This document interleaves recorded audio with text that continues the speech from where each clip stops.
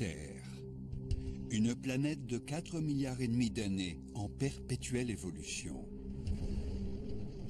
Avec ses continents qui se déplacent et s'entrechoquent, ses volcans en éruption, ses glaciers qui grandissent et rapetissent. Les multiples reliefs de la croûte terrestre sont fascinants et recèlent d'incroyables mystères géologiques. Dans cet épisode, nos explorateurs s'attaquent à l'endroit le plus sec de la planète, le désert d'Atacama, au Chili. Ce paysage désertique est 50 fois plus aride que la vallée de la mort aux États-Unis. Les chercheurs tentent aujourd'hui de percer le mystère que constitue la formation de ce désert. Et pour cela, ils étudient les volcans déchaînés, les montagnes gigantesques, les vastes océans. Et les indices qu'ils découvrent sont autant de révélations sur la formation de la Terre elle-même.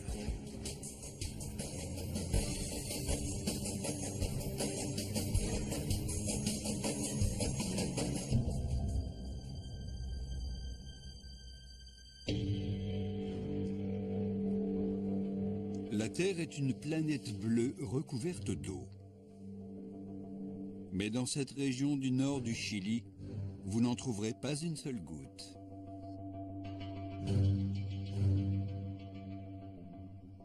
Coincé entre l'océan Pacifique et les volcans côtiers à l'ouest, et la cordillère des Andes à l'est, se trouve Atacama, le désert le plus sec du monde.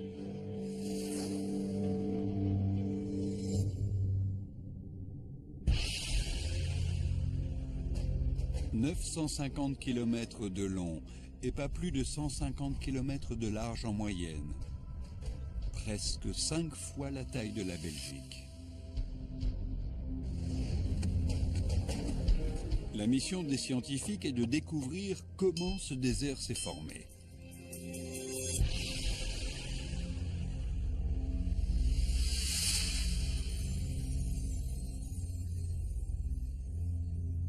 L'enquête commence dans la petite ville tranquille de Quilagua.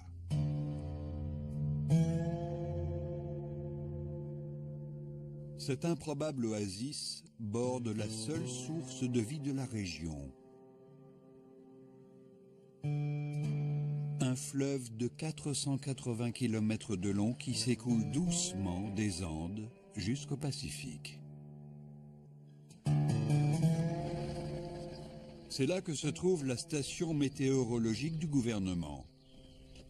Et le géologue John Houston s'y rend pour mesurer le degré de sécheresse de l'endroit le plus sec de la planète.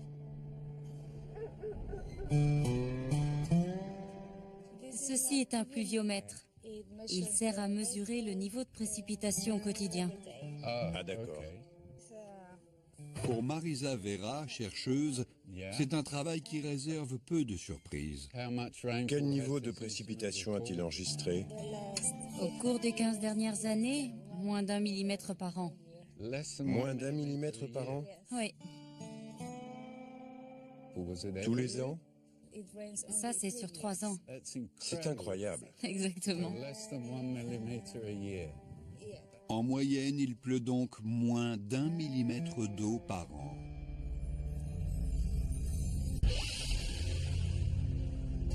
Il faudrait un siècle pour remplir une tasse de café avec l'eau qui tombe à Atacama. Et si on compare avec d'autres déserts? Voici un cylindre et je vais vous montrer la différence entre les précipitations annuelles enregistrées ici et dans d'autres déserts. Si je remplis ce récipient jusqu'en haut, environ jusqu'ici, c'est ce qui tombe en gros dans le Sahara. Maintenant, si j'en verse une grosse partie, on arrive à ce niveau-là, et ça représente les pluies du désert de Mojave, soit environ 13 cm par an. Maintenant, si je verse tout, à part cette petite goutte-là au fond, c'est l'équivalent de ce qui tombe ici en plein cœur du désert d'Atacama. C'est tellement insignifiant que ça prouve que c'est l'endroit le plus sec de la Terre.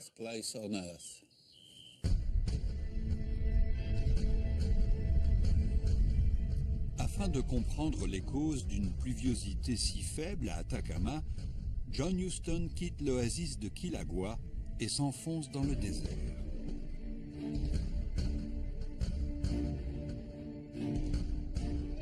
En bordure de la Panaméricaine, cette route qui traverse le continent sud-américain sur toute sa longueur, John découvre un premier indice.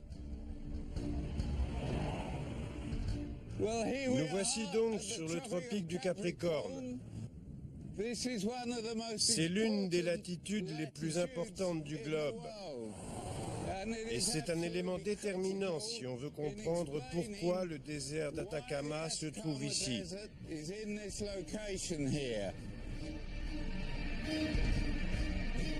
La plupart des déserts de la planète chevauchent deux latitudes précises. Dans l'hémisphère sud, le tropique du Capricorne traverse les déserts d'Akatama en Amérique du Sud et ceux de Namibie et de Kalahari en Afrique. Dans l'hémisphère nord, le tropique du Cancer traverse l'immense Sahara. À ces latitudes, l'air est extrêmement sec.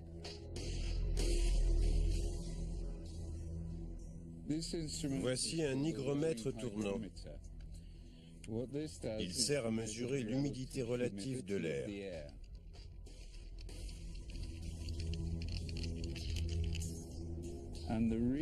Et on peut lire ici que l'humidité relative est de 10%. C'est vraiment peu, vraiment peu. Il n'existe pas beaucoup d'endroits sur la planète où l'on observe une humidité relative aussi basse.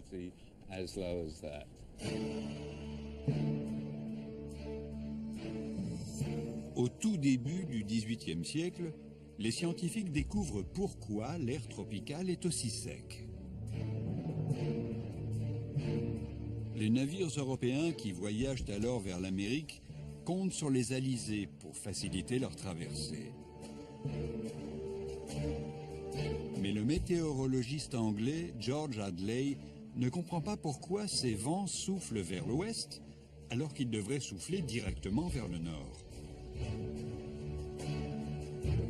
Ces études vont permettre aux scientifiques de comprendre comment l'air circule autour de la Terre. Au niveau de l'équateur, l'air riche en humidité est chauffé par le soleil et s'élève dans le ciel. À mesure que cet air chaud et humide s'éloigne de l'équateur, il perd son eau sous forme de pluie.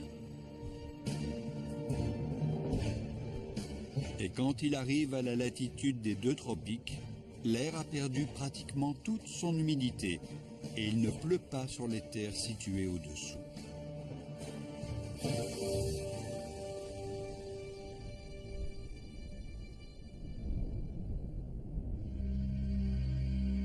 Mais cela n'explique pas pourquoi Atacama recueille moins d'eau que les autres déserts.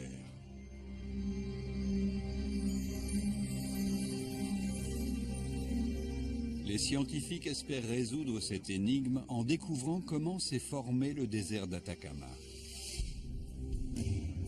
Au cours de sa chasse aux indices, John Huston s'enfonce encore plus profondément dans le désert. Ce site jalousement gardé a été découvert lors de relevés géologiques de routine effectués au XVIIIe siècle. Mais l'importance de leur découverte n'a été comprise qu'en 1998.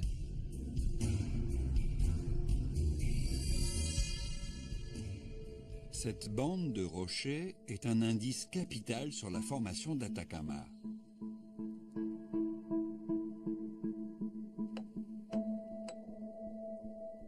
Cette roche délicate s'appelle du gypse.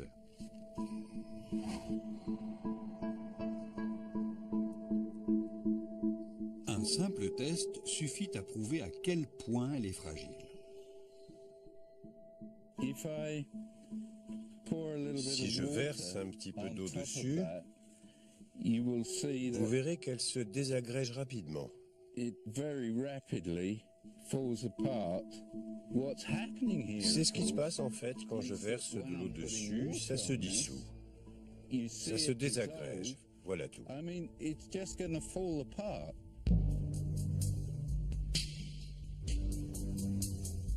La présence du gypse prouve aux scientifiques qu'il n'y a pas eu de forte pluie ici depuis que la roche s'est formée.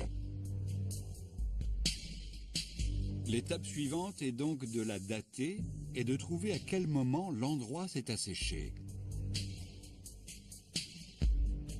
Mais on ne peut pas directement dater le gypse.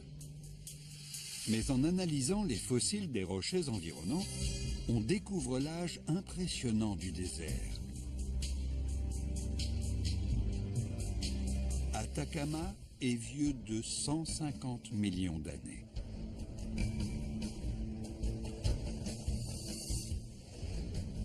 Ce gypse est vraiment très spécial. Si les précipitations avaient dépassé les 5 cm par an, tout ça se serait dissous et aurait été emporté. Ça signifie que le désert d'Atacama est le plus vieux désert du monde.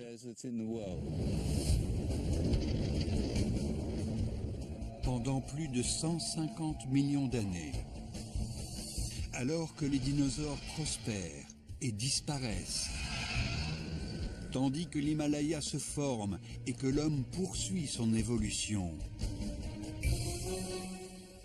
Atacama demeure un désert. Le gypse détient la clé de la formation de ce désert.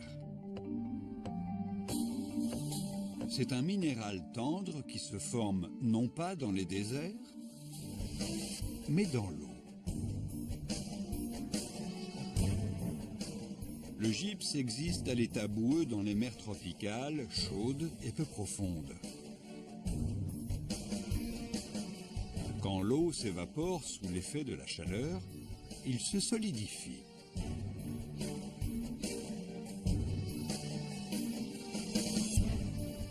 La présence de cette roche est la preuve majeure qu'avant d'être un désert, Atacama était le fond d'un océan.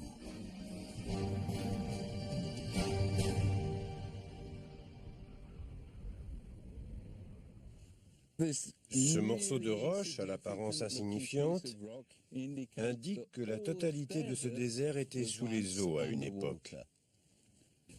Donc ce gypse, dans cette région du désert d'Atacama, est d'une importance capitale pour comprendre toute l'histoire du désert d'Atacama.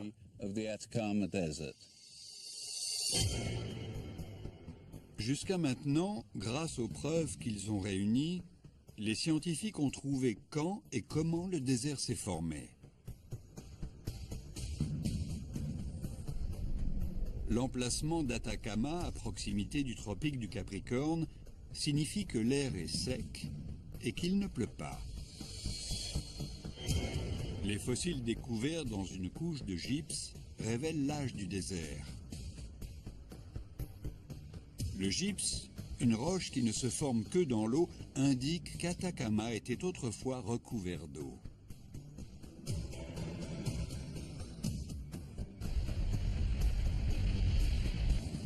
À mesure que les scientifiques tentent d'élucider la transformation mystérieuse d'Atacama d'océan en désert, ils découvrent des informations stupéfiantes concernant la région la plus sèche de la planète.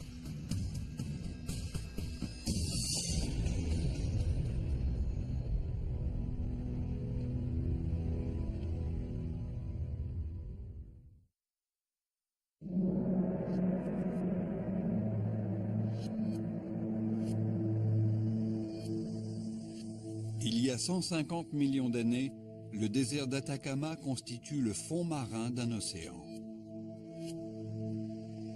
Et pourtant, aujourd'hui, Certaines parties du désert se situent à plus de 3000 mètres au-dessus du niveau de la mer. Afin de comprendre les raisons d'une telle transformation, les scientifiques poursuivent leurs recherches à l'extrémité orientale du désert.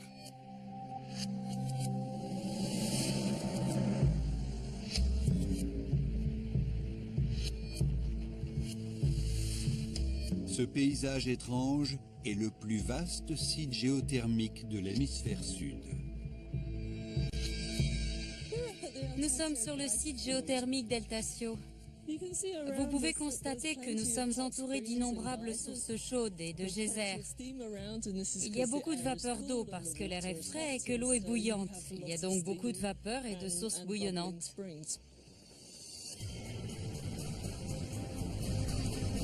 L'eau bouillante est chauffée dans les profondeurs du sous-sol.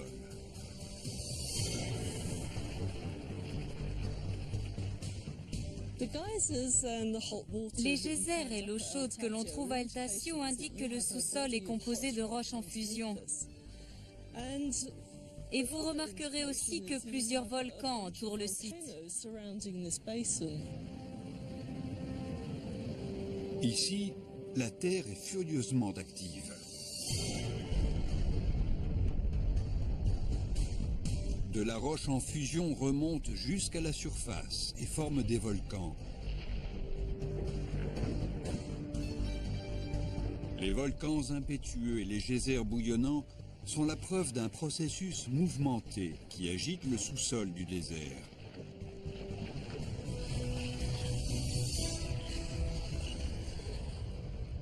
Dans cette région, la plaque tectonique de l'océan Pacifique s'enfonce sous la plaque sud-américaine, à l'image d'une spatule qui se glisse sous une pizza.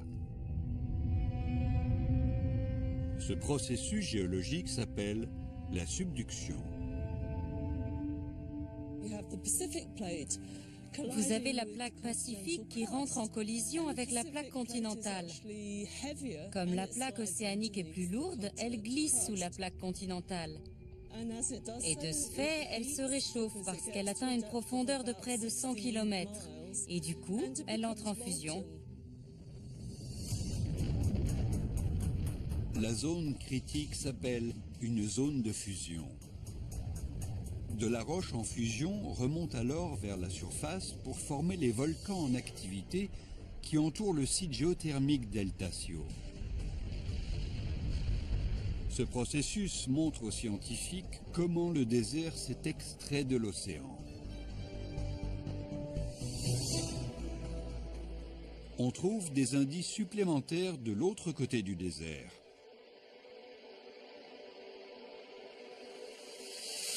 Les géologues savent que ces collines littorales étaient autrefois des volcans. Ils sont aujourd'hui totalement éteints. Mais des techniques modernes de datation prouvent qu'ils sont entrés en éruption il y a plus de 195 millions d'années. C'est un élément déterminant qui signale à quel moment la plaque océanique a commencé à se glisser sous la plaque sud-américaine.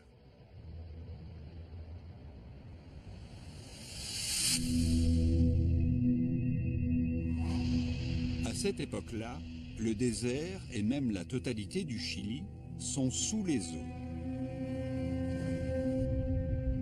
Avec le temps, la zone de fusion a été poussée de plus en plus loin à l'intérieur des terres, provoquant la formation des volcans du littoral.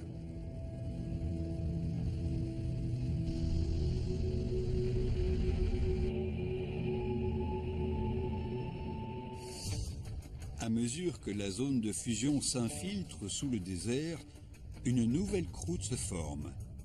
Elle s'épaissit et se soulève. C'est ainsi qu'émerge peu à peu le désert d'Atacama.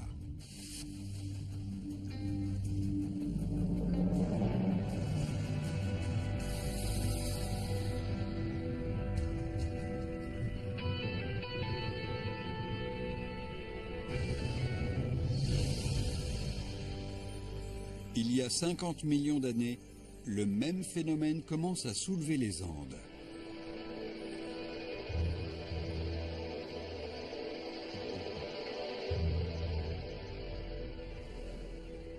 Aujourd'hui, la zone de fusion se trouve à plus de 200 km à l'intérieur des terres et la roche en fusion qu'elle produit alimente les volcans et les geysers deltaciaux.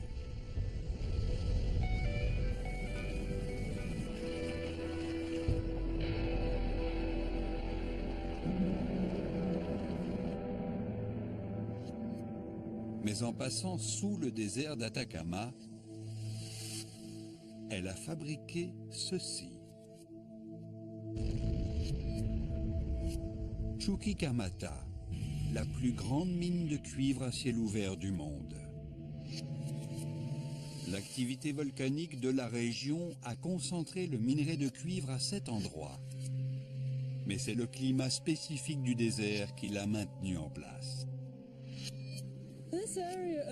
Cette région du nord du Chili produit l'un des plus grands et des plus importants gisements de cuivre du monde. Et c'est essentiellement dû au climat extrêmement sec. La plus grande partie de l'érosion à la surface de la Terre est provoquée par l'eau. Donc ici, où il pleut si peu, l'érosion est faible et les dépôts de cuivre sont donc restés intacts.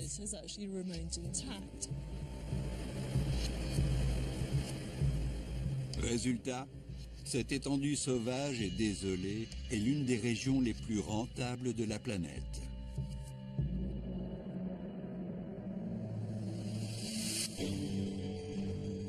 Le mystère de la formation d'un désert sorti des eaux est donc résolu. Les geysers sont la preuve qu'il y a eu de la roche en fusion loin en profondeur. L'existence de volcans en activité révèle le mouvement des plaques les unes au-dessus des autres. Les volcans éteints montrent que ce processus a commencé le long de la côte et s'est déplacé vers l'intérieur des terres, soulevant le désert au-dessus de l'océan. L'étape suivante consiste à essayer de comprendre ce qui a transformé cet ancien fond marin en région la plus sèche de la planète. Une recherche qui couvre 200 ans d'histoire et explique la présence des manchots à la lisière de ce désert.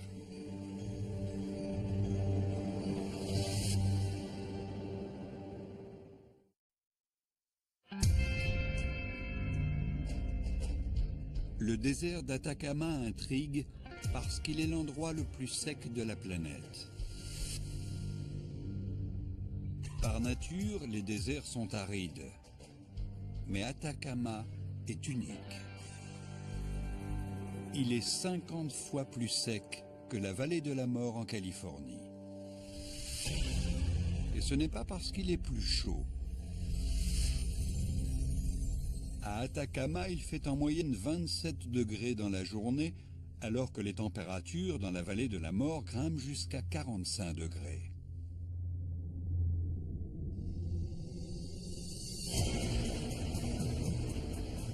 La réponse à ce qui a fait de cette langue de terre l'endroit le plus sec du monde se trouve en partie ici, en pleine mer.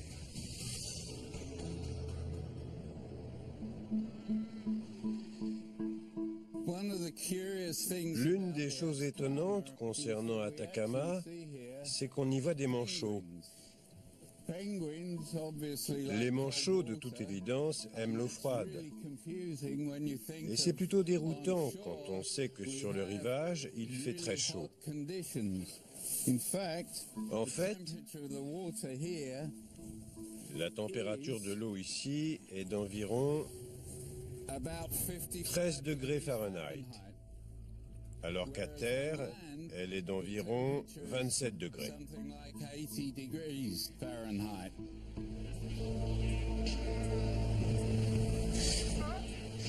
Ces manchots sont décrits pour la première fois par Alexander von Humboldt il y a plus de 200 ans. Alors qu'il longe cette côte, il est déconcerté par l'extrême diversité de la vie marine. En mesurant la température de l'eau, il y a une explication. Elle fait 7 degrés de moins que prévu. Une température idéale pour des animaux marins comme les manchots.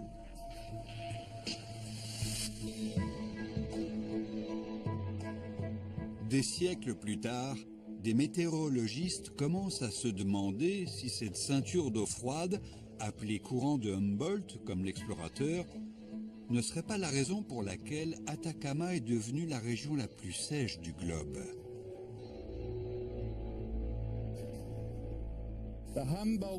Le courant de Humboldt remonte de l'Antarctique chargé d'eau froide. Et c'est à cause de cette eau froide que nous avons cette triste journée avec ce brouillard au-dessus de nos têtes.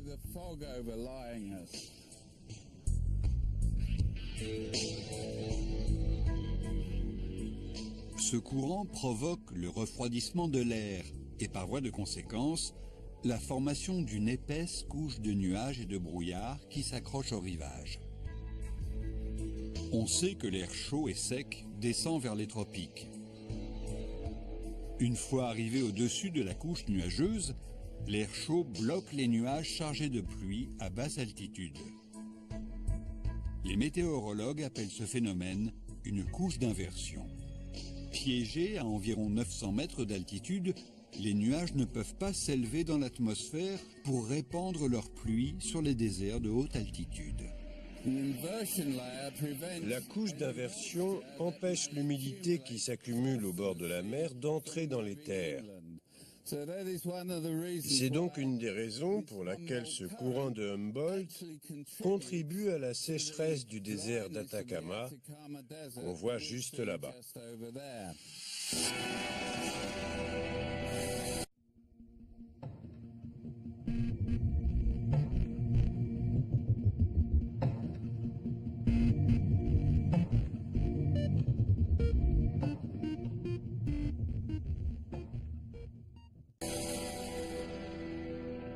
Mais est-ce cette couche d'inversion créée par le courant de Humboldt qui a transformé Atacama en désert le plus sec de la planète?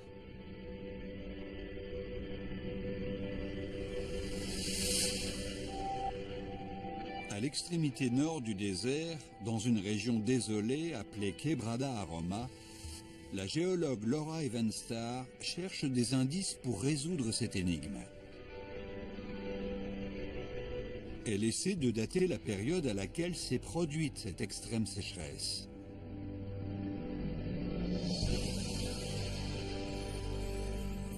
D'autres déserts, comme celui de Mojave dans l'ouest des États-Unis, ne reçoivent pas beaucoup de pluie, mais quand il pleut, c'est catastrophique. Les orages déversent des pluies torrentielles qui provoquent des crues subites. Mais pas ici, dans la Quebrada Aroma, qui est à présent totalement sèche.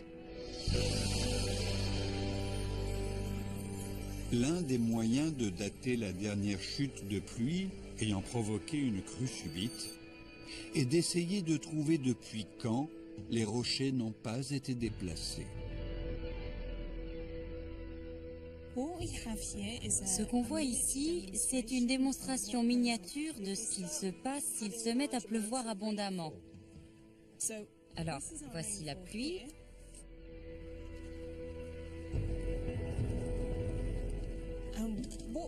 Et ce qu'on observe, c'est que si on fait pleuvoir à la surface de notre désert, l'eau charrie les rochers et les déplace. Et quand il ne pleut pas, les rochers restent immobiles et ne bougent pas.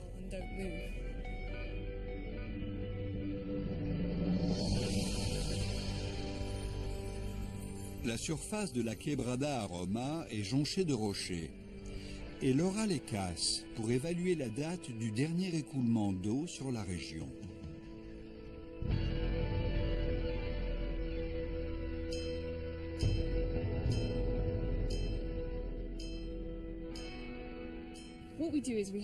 Il suffit de détacher un petit bout de la roche qu'on examine pour voir s'il a une couleur très sombre.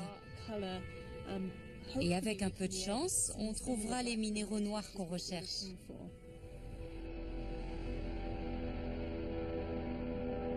Les minuscules cristaux transparents sont des pyroxènes.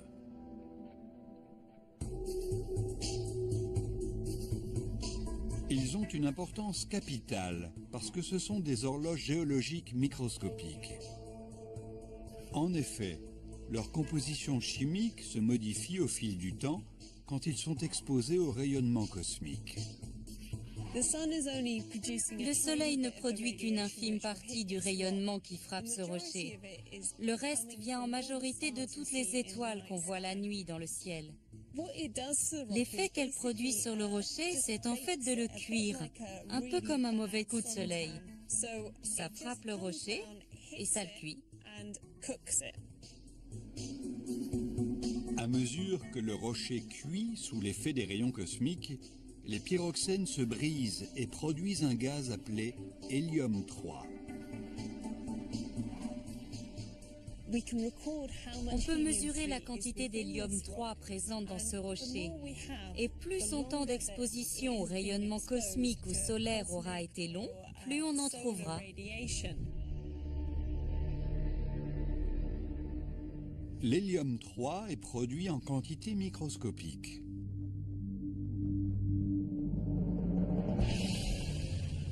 Laura Evenstar doit donc emporter ces échantillons dans un laboratoire situé à 11 000 km de là, à Glasgow, en Écosse.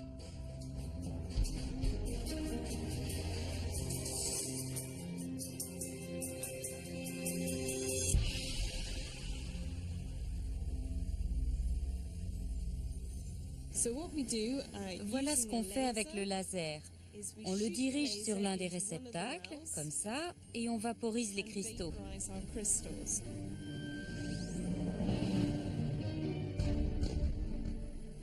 Et ça libère ainsi l'hélium 3. Le gaz va ensuite circuler dans cet appareil et passer dans le spectromètre de masse. En analysant ces données, elle peut savoir quand les rochers ont bougé pour la dernière fois.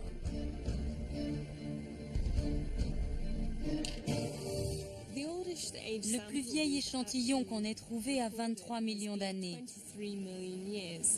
Ce qui signifie que dans certaines parties du désert d'Atacama, les rochers occupent la même place et n'ont pas été déplacés par de l'eau depuis 23 millions d'années.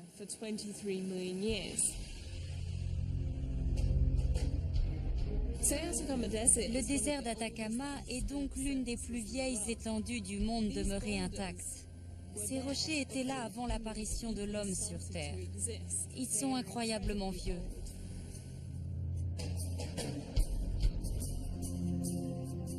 Laura Evenstar a découvert qu'il y a des régions du désert qui sont complètement sèches depuis 23 millions d'années.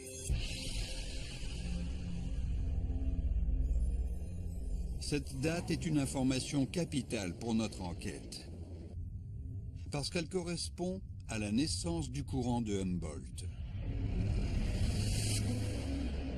L'Amérique du Sud était autrefois reliée à l'Antarctique, mais il y a environ 25 millions d'années, ces deux continents se sont séparés. Un canal s'est formé. L'eau froide de l'Antarctique s'est alors mise à circuler autour du pôle et à remonter vers le nord, le long des côtes. Ce courant froid a provoqué une couche d'inversion qui a piégé les nuages chargés de pluie et déclenché la lente transformation d'Atacama en désert le plus sec de la planète.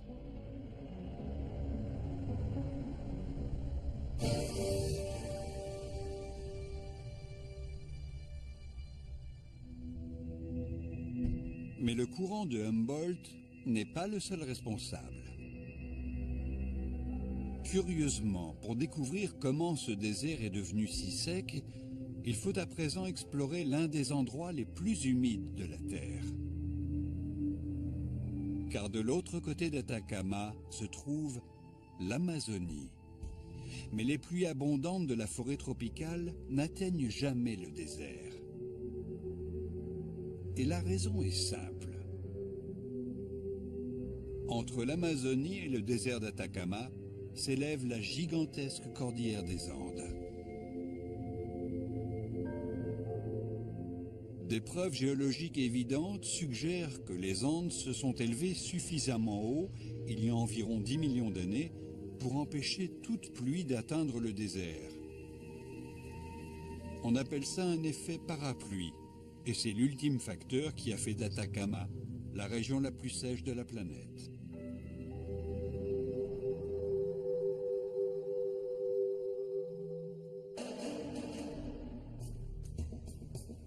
Les preuves expliquant l'extrême sécheresse d'Atacama s'accumulent.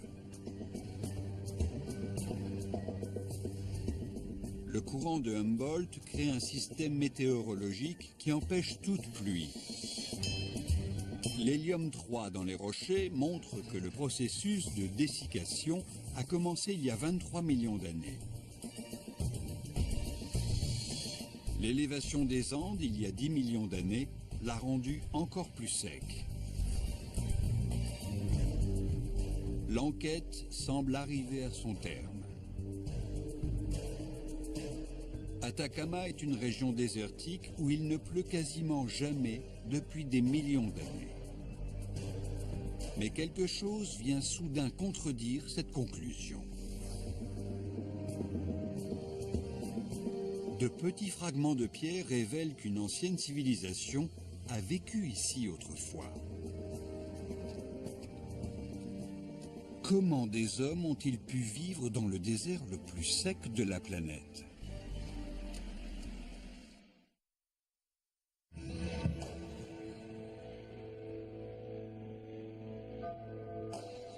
Le désert d'Atacama est sans conteste l'endroit le plus sec de la planète.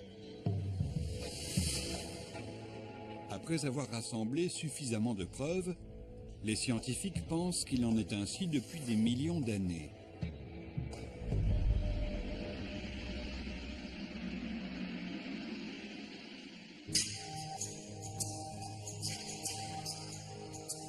Et pourtant, dans un site reculé appelé Guanaqueros, le paléontologue Claudio Latorre fait une découverte fascinante qui dresse un tableau beaucoup plus complexe.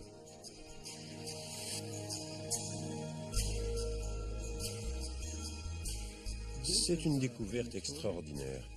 C'était probablement un petit couteau ou un grattoir qui a été brisé et jeté.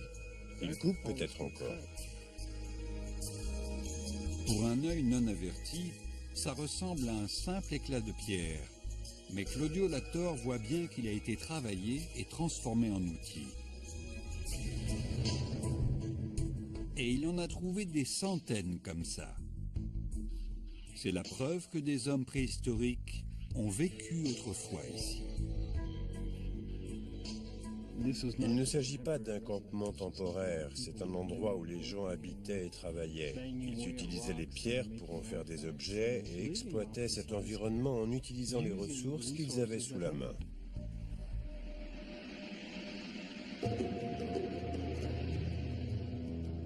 Étant donné que l'eau est indispensable à la vie, il semble impossible qu'aucune plante, aucun animal, aucun humain ait pu survivre ici. Latorre pense que certaines régions de ce désert de 148 000 km² étaient autrefois beaucoup plus humides.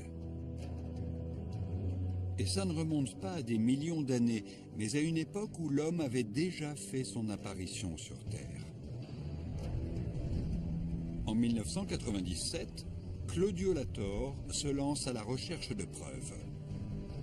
Aujourd'hui, il retrace son voyage. Des changements climatiques sont visibles dans la pierre, et Latorre examine la paroi couche après couche. Et il découvre une preuve capitale.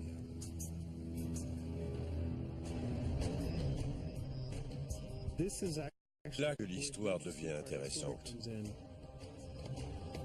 Cette roche semblable à la craie s'appelle de la diatomite.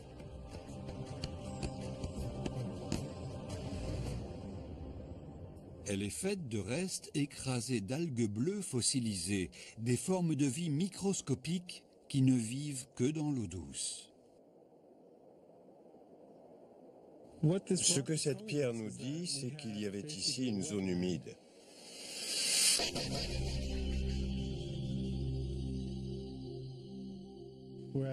Alors que si vous regardez le paysage aujourd'hui, il est on ne peut plus sec.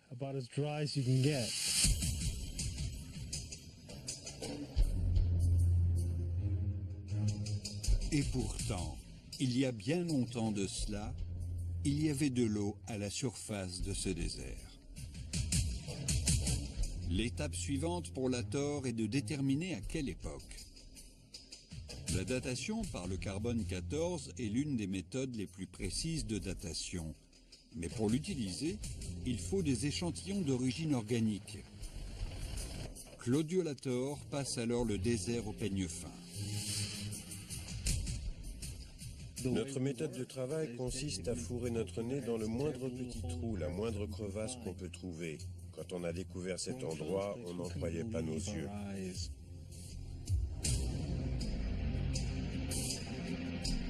Il a eu la chance de tomber accidentellement sur la preuve la plus importante de cette enquête. Au fond de la grotte se trouve un nid énorme. Il est constitué des matières fécales de milliers de générations de petits mammifères.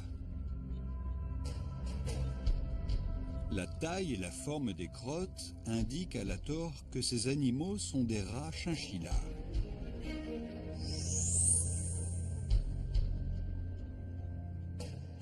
Et le nid contient également ce qu'il cherche par-dessus tout,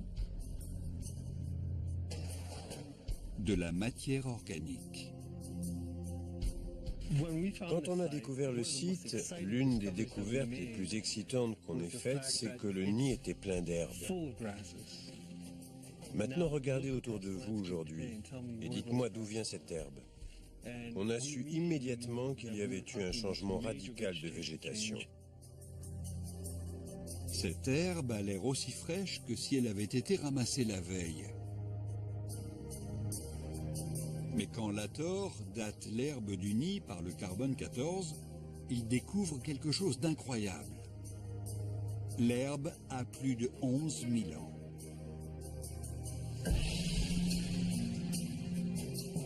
Ce que je tiens dans la main est un ancien écosystème. On ne peut pas obtenir d'indicateur plus parlant. On ne peut pas trouver mieux. Il y avait beaucoup d'eau ici dans le passé.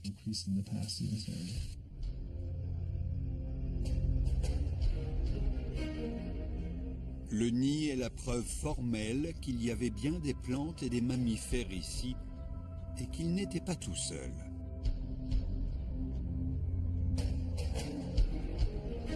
Sous l'épaisse couche du nid se trouve une autre couche riche en outils fabriqués à la main. Si on cherche un peu, on trouve des traces de cette activité humaine. Il y a plein de petits fragments ici par terre. Certaines régions d'Atacama sont entièrement sèches depuis 23 millions d'années. Mais cette découverte est la preuve que d'autres régions, comme Guanaqueros, étaient très différentes il y a 11 000 ans.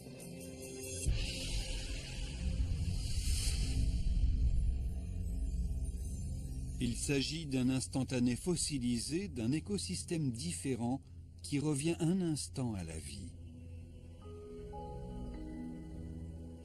L'herbe pousse et la terre s'épanouit durant cette époque plus humide. De petits mammifères prospèrent et se reproduisent. Du gros gibier comme les vigognes et les lamas indiquent que des hommes peuvent vivre dans cet environnement riche et fertile.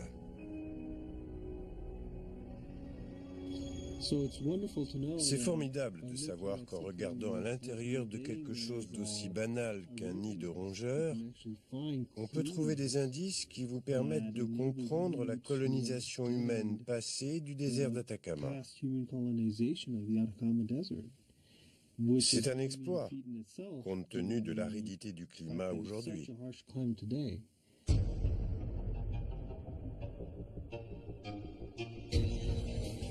La date du nid permet aux scientifiques d'établir une hypothèse concernant la provenance de l'eau.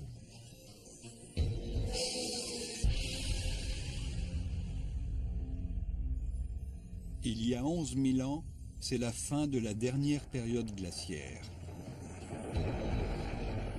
Le climat de la planète est en train de changer.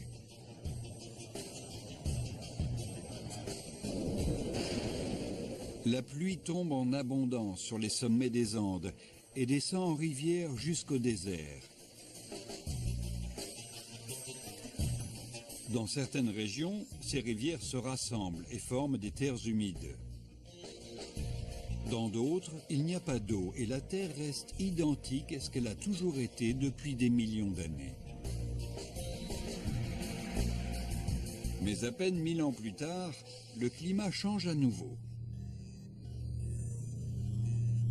Les rivières s'assèchent et la végétation disparaît. Les rongeurs et les hommes aussi.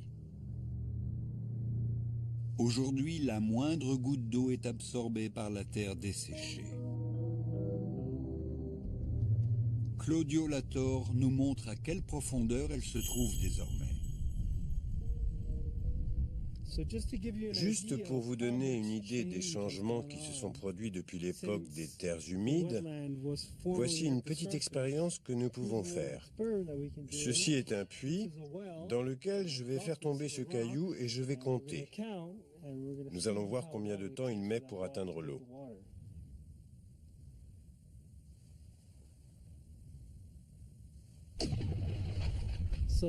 Il lui faut presque 4 secondes pour atteindre l'eau.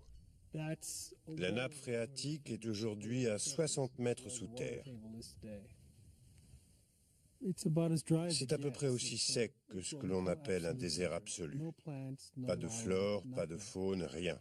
Pas la moindre goutte d'eau courante en surface.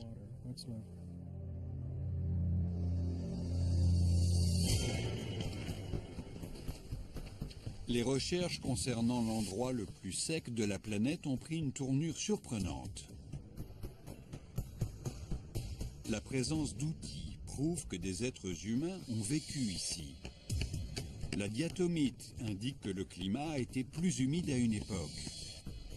Les crottes de rats et la paille permettent d'établir qu'il y avait un écosystème différent il y a 11 000 ans. Mais ce n'est pas tout. Ce désert extraordinaire n'a pas fini de dévoiler tous ses mystères. Il ne concerne pas seulement la vie dans l'un des milieux les plus extrêmes de notre planète, mais aussi la vie sur d'autres planètes.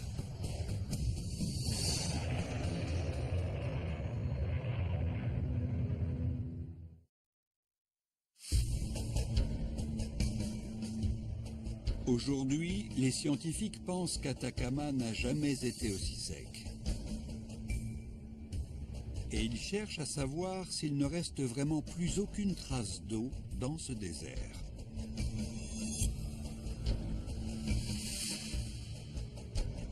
Le chercheur de la NASA, Alfonso Davila, sait qu'il y a de l'eau ici.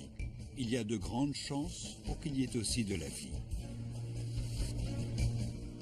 Mais lors de sa première visite, les indices ne sont pas encourageants. La première fois que je suis venu ici, j'ai roulé dans le désert pendant 3000 km et quand je suis revenu à mon camp de base, j'ai réalisé que je n'avais aucun insecte écrasé sur mon pare-brise. C'est le seul endroit au monde où ça me soit arrivé. Ça prouve à quel point cet environnement est dur pour toute forme de vie. Depuis les années 1960, les chercheurs de la NASA donnent la chasse aux bactéries dans les sols pauvres et ils ne trouvent rien.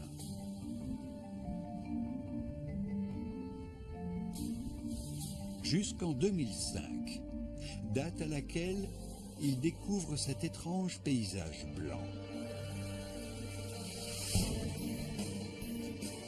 Totalement par hasard, l'un des collègues d'Alfonso Davila ramasse une pierre, la casse et découvre quelque chose de complètement inattendu. Oui, on voit très bien une couche verte à l'intérieur de la croûte.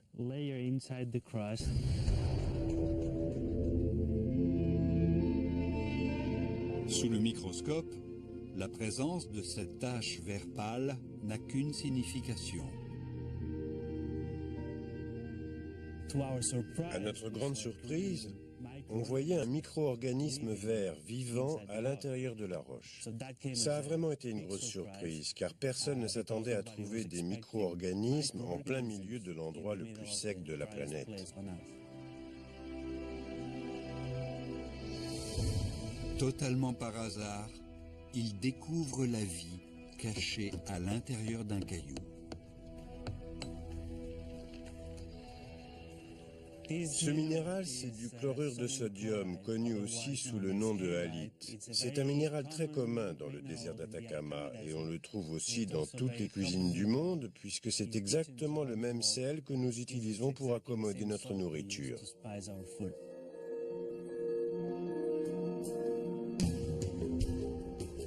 Le sel peut conserver la nourriture en tuant les bactéries. Mais curieusement, ici, il abrite une colonie de microbes verts. Pour comprendre comment ils ont survécu, Alfonso Davila dispose d'une série de capteurs pour mesurer le taux d'humidité. Selon ses recherches, même si le taux moyen d'humidité dans l'air du désert n'excède pas 10%, il arrive parfois qu'en de rares occasions, il grimpe jusqu'à 75%.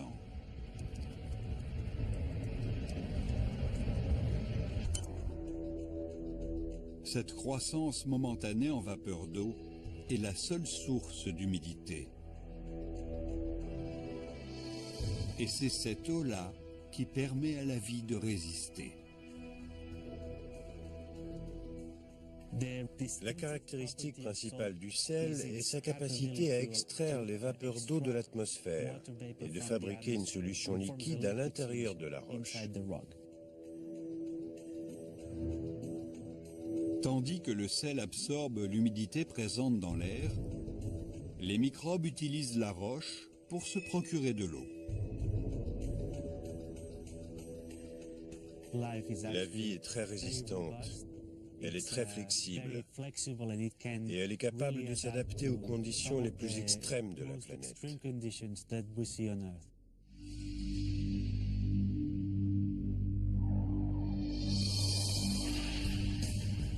La NASA pense que cette découverte faite dans le désert d'Atacama peut être utile pour rechercher la vie sur Mars.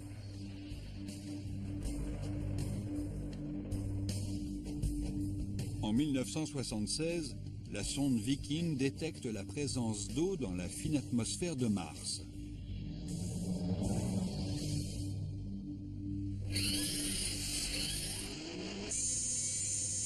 En 2008, la sonde Mars Odyssey de la NASA trouve des preuves de la présence de sel à la surface de la planète.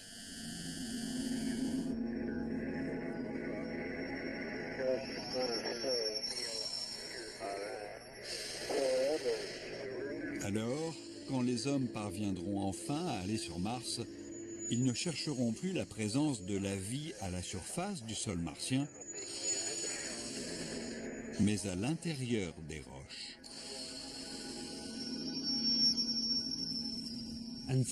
Malheureusement, il faudra patienter encore longtemps avant que les hommes puissent marcher sur Mars. En attendant, nous venons dans le désert d'Atacama pour étudier ce genre de roches qui détiennent probablement l'explication de la présence de la vie sur Terre et qui permettent d'envisager la vie sur d'autres planètes de notre système solaire. Il est donc possible qu'une découverte accidentelle dans la région la plus sèche du globe conduise un jour les scientifiques à casser une roche martienne et à découvrir à l'intérieur la présence d'une vie extraterrestre.